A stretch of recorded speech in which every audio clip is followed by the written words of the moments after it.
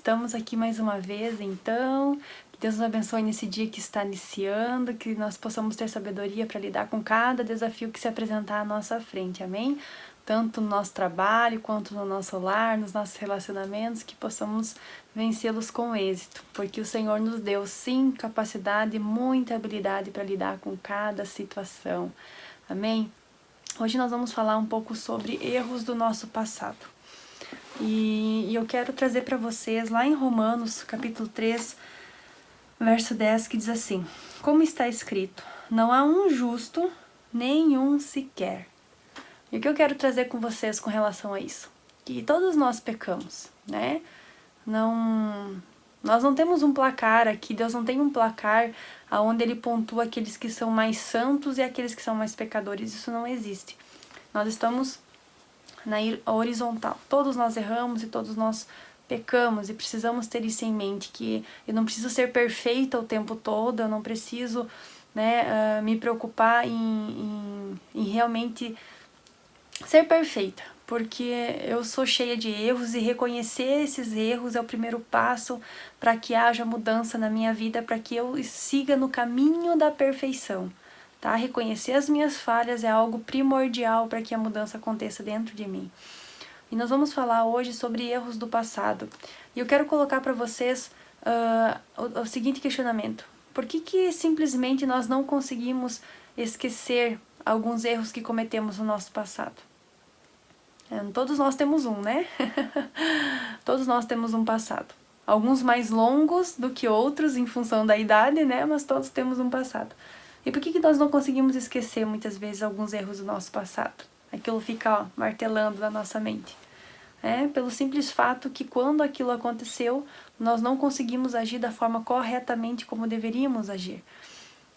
Ou seja, aquela situação ela não foi resolvida. Ela simplesmente ficou assim e o tempo foi passando, né? E muitas vezes acabou criando um elefante na sala, como se diz, com relação àquele assunto. Ninguém toca sobre aquele assunto, mas ao mesmo tempo aquilo tá ali, persiste ali.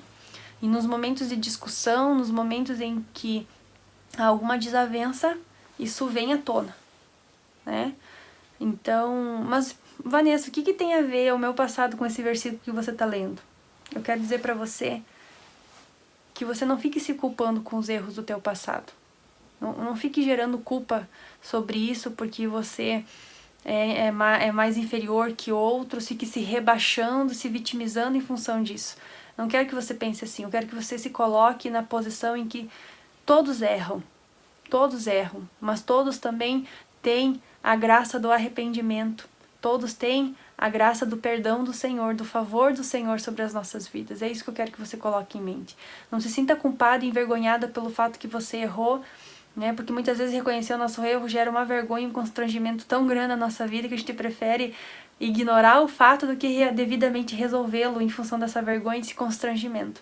Mas eu quero que você coloque na sua mente que todos nós erramos, todos nós pecamos, o Senhor não coloca nenhum em pedestal, porque nós temos as nossas falhas e Ele sabe, Ele nos conhece. Só que reconhecer elas é muito difícil, não é fácil, mas é a coisa mais essencial que você deve fazer na tua vida, para você não ficar carregando esse peso da perfeição sobre você. Reconheça as tuas falhas, reconheça que você não é perfeito, que você não é tão boa assim em algumas coisas, e você vai ver o quanto a tua vida vai ser leve a partir desse momento. E o que eu quero propor para você, assim, que a cura para o nosso passado, a cura, sim, o Senhor pode nos libertar desse peso, para que esse passado não fique interferindo no meu presente nem nas minhas ações futuras, só que também é preciso confessá-las e pedir a Deus perdão. E também pedir perdão àqueles que nós ferimos. Isso é necessário, sim, para que a cura possa acontecer. Não tem como haver cura sem haver reconhecimento de que realmente eu errei, sem ter um coração quebrantado nesse sentido de arrependimento, né? E muitas vezes os maiores falhas, os maiores erros estão dentro do casamento, porque é onde a gente constrói a maior parte da nossa história, né? Então, quando eu olhar para o passado, eu vou lembrar de momentos, de situações dentro da minha família, eu como filha, mas eu também vou ter situações dentro da minha família como esposa, assim como esposo, né, e como filhos. A gente sabe que no começo do casamento há muitas crises, porque ainda tem um ajustamento de personalidades ali, de hábitos, e às vezes não é fácil, todo mundo passa por essa situação. Mas se você tem algum erro no teu passado, né, algo que você fez e você sabe que você machucou, que você magoou, que você ainda não reconheceu isso, e você sabe que isso tá incomodando, tá trazendo uma certa inquietação no relacionamento de vocês, porque a gente não admite, mas a gente sabe que a gente errou. Eu peço que você venha estar pedindo pro Espírito Santo força e coragem para você estar se achegando ao seu cônjuge e pedindo perdão com relação a isso. Você pode também pedir, eu já orei nesse sentido, pedir para o Espírito Santo trazer à mente, né, situações em que você errou e que gerou alguma ferida, né, e que gerou um sentimento ruim na vida do teu cônjuge com relação às tuas ações. Você pode pedir isso e você também pode pedir para ele. Ai, que essa tarefa é difícil, né? Eu já fiz isso, não é fácil.